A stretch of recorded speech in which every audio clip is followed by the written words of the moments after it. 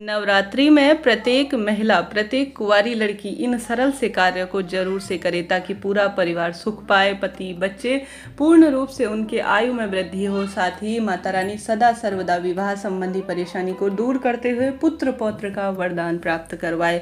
आपने देखा होगा माता रानी की 10 विद्याएं 9 स्वरूपों का माता रानी का विशेष रूप से महिलाओं में वास माना जाता है। महिलाएं प्रत्येक कुल की द्योतक होती हैं। वह कोई भी कार्य करती है तो उससे उसके पति और उसके बच्चे भी सुख प्राप्त करते हैं। पति या जो घर के पुरुष जन होते हैं वह किसी कारण से पूर्ण रूप से पूजा विधान नहीं कर पाते हैं, क्योंकि वह भौतिक कर्मों के निर्वाह के लिए, धन अर्जन के लिए घर से बाहर जाते हैं। परंतु एक सुहागिन महिला या प्रत्येक एक महिला घर में रहकर पूर्ण रूप से दायित्व का बराबर से निर्वाह करती है, सभी कार्य पूर्ण विधि विधान से करती है ताकि उसके द्वारा जो कार्य किए जा रहे हैं वह पूरे परिवार को सुख प्रदान करे। तो आप सभी को आवश्यक रूप से नवरात्रि के पावन दिनों में इन सरल से कार्यों को माता रानी घर घर में वास कर रही हैं और सदा सर्वदा खुशियों के भंडार भरने के लिए तैयार हैं। तो देर न करते हुए सबसे पहले आप सभी से विनम्र अनुरोध है, आप सभी माता रानी के जयकारे कमेंट्स बॉक्स में जरूर से लगा दीजिएगा और साथ ही चैनल पर नए हैं तो लाइक शेयर सब्सक्राइब कर दीजिएगा ताकि जो है सबसे पहले आप सभी मेरी वीडियोस का जो है ज्ञान प्राप्त कर सके। जैसे कि माता रानी इन दिनों बहुत प्रसन्न मुद्रा में होती है। भक्त अपनी इच्छा सामर्थ्य अनुसार, अपनी जो है आस्था के अनुसार पूर्ण रूप से विधि विधान से कई तरह के कार्य करने का प्रयत्न करता है। आप व्यक्ति कुछ भी नहीं कर सके, कुछ विशेष न कर पाने की स्थिति में पूर्ण रूप से शास्त्रों में वर्णित इन कार्यों को कर लेता है तो जीवन में सब सुख उसे प्राप्त हो जाते हैं। देर न करते हुए सबसे पहला कार्य घर से ही शुरू करते हैं। मात्र 9 दिनों में कम से कम इन नियमों को बांध कर देखिए, माता रानी स्वयं आएंगे। सबसे पहले घर के द्वार से शुरुआत करते हैं। रोज प्रातःकाल आप सभी पूर्ण रूप से अपना घर का जो दरवाजा है उसे ब्रह्म मुहूर्त में पूर्ण रूप से खोलने का प्रयत्न करें। विधि विधान से घर के मुख्य द्वार की साफ सफाई करने का प्रयत्न करें ताकि माता रानी वहां से प्रवेश करें। अगर आप सभी ने अभी तक घर के मुख्य द्वार पर पूर्ण रूप से साफ सफाई कर बंधनवार नहीं टांग रखा है, अर्थात 11 या 21 आम या अशोक के पत्ते सुंदर स्वरूप में नहीं बांध रखे हैं तो जरूर से बांध दीजिएगा। अगर आपने अभी तक स्वास्तिक, हल्दी और कुमकुम का नहीं अपने घर के दरवाजे पर बना रखा है तो कृपया करके नवरात्रि के पावन दिनों में सबसे पहले महिलाएं यह कार्य जरूर से कर ले। रिद्धि सिद्धि का वास होगा और सदा सर्वदा माँ अपने परिवार में वास करेंगी, खुशियाँ आएंगी, विवाह संबंधी परेशानी दूर होगी। पहला कार्य आपको यह करना है। दूसरा, अपने घर की पूर्ण रूप से साफ सफाई। इन दिनों खासतौर पर रसोई घर की साफ सफाई, हालांकि आप मंदिर की करते होंगे, अति सुंदर है। किचन में जूठे बर्तन न पड़ने पाए इस बात का ध्यान रखिए। रात्रि में भी पूर्ण रूप से अपने रसोई को साफ सुथरा करना है। माँ अन्नपूर्णा जो माँ पार्वती के स्वरूप के रूप में है आपके रसोई घर में वास करती हैं और जैसा आप अपनी रसोई को माता रानी की जो स्वरूप है माँ लक्ष्मी का स्वरूप, उन्हें साफ सफाई सदा सर्वदा के लिए बहुत प्रिय है। तो घर पर पूर्ण रूप से इन दिनों ऐसे कोई कार्य न करें जो माता रानी को प्रिय न हो। भले ही आप व्रत नहीं कर पाएं, कोशिश करें घर को व्यवस्थित साफ सुथरा करने की। अनावश्यक ही कलह कलेश परिवार में न होने पाए। इसके बाद आ रही आती है सुहाग की। प्रत्येक सुहागिन महिला है उसे प्रयत्न करना चाहिए इन दिनों 16 श्रृंगार न कर पाए तो कम से कम पैरों में चांदी की पायल, बिछिया, गले में मंगलसूत्र, सिंदूर और पूर्ण रूप से लाल पीले रंग के वस्त्रों का चयन करें। अगर आप यह करती हैं ना तो इससे सौभाग्य में और सभी ग्रहों की दशाओं पर भी असर पड़ता है। अन्य दिनों किसी कारण से आप नहीं कर पाती हैं, नवरात्रि के 9 दिनों में प्रसन्न मुद्रा में घर को एक पवित्र स्वर्ग की भांति आपको अनुभूति होगी। आप सुव्यवस्थित रहेंगे, पूरा परिवार सुव्यवस्थित रहेगा, आप प्रसन्न चित्त रहेंगे, पूरा परिवार प्रसन्न चित्त रहेगा।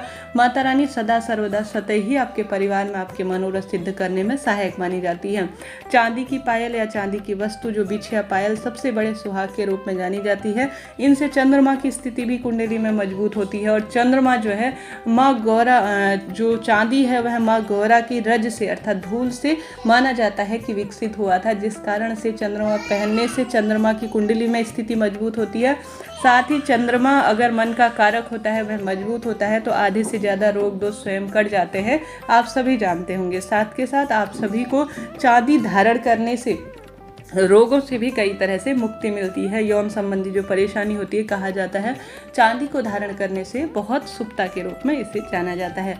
आप सभी को इन दिनों पूर्ण रूप से सुसज्जित अवस्था में गंदे टूटे फूटे कपड़े ना पहने, उदास से ना रहें, इस बात का ध्यान रखते हुए साधारण सरल तरीके से आप नए पीले लाल रंग के कपड़ों का चुनाव करें। विधि विधान से भले ही छोटी सी पूजा करें, करने का प्रयत्न करें। यह बहुत अप्रत्यक्ष और प्रत्यक्ष रूप से लाभ पहुंचाने वाला परिवार में होता है।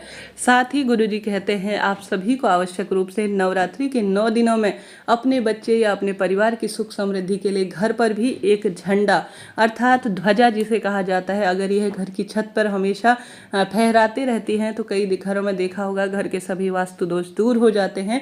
नवरात्रि के 9 दिनों में आपने अपने घर पर ध्वजा को नहीं फहराया है तो कृपया फहरा लीजिए, लाभ होगा। लगाने से कई तरह के वास्तु दोष कट जाते हैं। और साथ ही किसी शिव मंदिर में या किसी माता रानी के मंदिर में गुरुजी कहते हैं आप सभी परिवार की सुख समृद्धि के लिए मक्खन लगाकर अगर ध्वजा चढ़ा देती है, उसकी जो है छत पर लहराने के लिए छोड़ देती हैं, तो इससे भी आपकी ग्रह दशाएं मजबूत होती है और सदा सर्वदा खुशियों के भंडार भरते चले जाते हैं। तो यह कार्य भी आप सभी को करना है। साथ ही आप सभी को मंत्र जाप इन दिनों अगर संभव हो तो माता रानी के कोई भी सरल से मंत्र को आप कोई भी माता रानी का सरल सा मंत्र ले सकती है, बीज मंत्र या कोई सरल सा मंत्र जाप करने का प्रयत्न करें। इन दिनों जो है शक्तियाँ बहुत अधिक जागृत होती है, नकारात्मक और सकारात्मक तरह की, और मंत्र जाप जल्दी फलित होता है। आप सभी जानते होंगे इन दिनों आप सभी रुद्राक्ष की माला लेकर माता रानी के सामने एक दीपक लगाकर आवश्यक रूप से माता रानी को लौंग और बताशे का और साथ ही जो पान है मीठा पान उसका भोग अपनी मनोकामना कहते हुए लगा देते हैं नियमित रूप से 9 दिन तक, तो अत्यधिक शुभ रहता है। खाली एक दिन भी लगा सकते हैं, कोई दिक्कत की बात नहीं है। परंतु इन दिनों अगर आप सरलतम भाव से कोई सरल से मंत्र का जाप विशेष सिद्धियों के लिए करते हैं या अपनी मनोकामना कहते हुए करते हैं तो भी आपके रोग दोष कष्ट कट जाते हैं, ऐसा शास्त्र विधान कहता है। प्रयत्न करें, आप मंत्र जाप इत्यादि करें। माता रानी को 9 दिन अपनी क्षमता सामर्थ्य अनुसार अपने हाथों से बनाकर भोग लगा सकती हैं, अलग अलग दिन के हिसाब से भी लगा सकती हैं। यह साधारण सरल तरीके से जो है आपके पास उस स्वरूप में तेरा तुझको अर्पण क्या लागे मेरा, इस भावना से भी आप सभी माता रानी को भोग लगा सकती हैं। सुहाग की सामग्री आप स्वयं धारण करने के साथ साथ आप सभी माता रानी को इन दिनों जरूर से समर्पित करें। अपने हाथ से आप माता रानी के लिए जो ड्रेस है वह सिल सकती हैं या बाजार में सिली सिलाई ड्रेस मिलती है वह पहनाएं।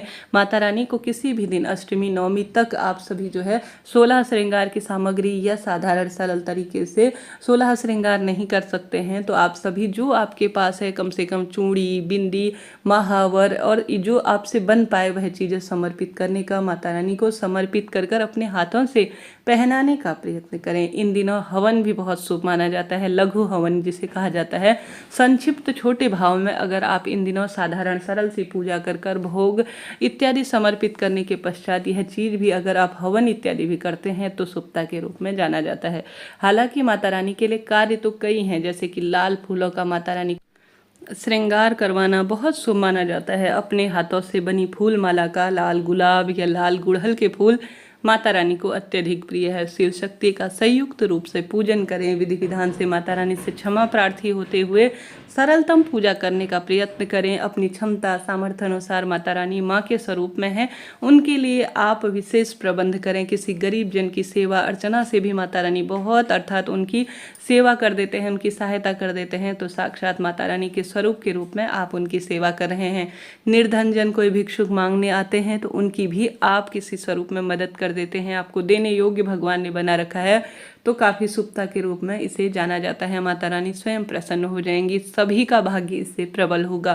साथ के साथ कुछ वस्तु दान करने का भी विधान इन दिनों कहा गया है। आप सभी सुहाग की सामग्री, जल दान, वस्त्र दान अपनी इच्छा सामर्थ्य अनुसार आपको देने योग्य माता रानी ने बना रखा है, करने का प्रयत्न करें। साथ ही किसी कुंवारी लड़की को जिसे कन्या स्वरूप में कहा गया है, इन 9 दिनों में रोज एक एक को भोजन करवा कर विधि विधान से जो कन्या पूजन होता है उस तरह से कर कर आप उन्हें कुछ सामग्री भेंट इत्यादि के स्वरूप में दान कर देती हैं तो भी यह शुभता के रूप में और पूरे परिवार के भाग्य को चमकाने के लिए सहायक माना जाता है। हालांकि शास्त्र विधानों में कार्य तो कही कहे गए हैं, जैसे दुर्गा सप्तशती का पाठ करना, नियमित रूप से दुर्गा चालीसा का पाठ करना अपनी क्षमता सामर्थ्य अनुसार लाभ देता है, परंतु इन सरल से कार्यों को घर के दरवाजे पर जल छिड़कना इत्यादि भी बहुत लाभदायक माना जाता है। आप करें, पूरा परिवार इससे सुख पाएगा। वीडियो उचित उपयोगी रही हो तो लाइक करें, शेयर करें, सब्सक्राइब करें। जय माता दी।